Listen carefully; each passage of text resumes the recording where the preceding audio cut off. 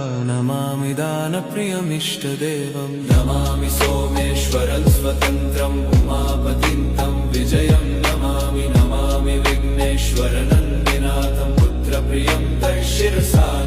नमामि देवं भवदुःखशोकविनाशनं चन्द्रधरं नमामि नमामि गङ्गाधरमीशमीड्यमुमाधगं देववरं नमामि नमाम्यजादिशपुरन्दरादिसुरासुरैरचितपादपद्मं नमामि देवी मुखवादनान इक्षार्थमक्षित्रितयं यैष पञ्चामृतैर्गन्धसुधूपदीपैर्विचित्रपुष्पैः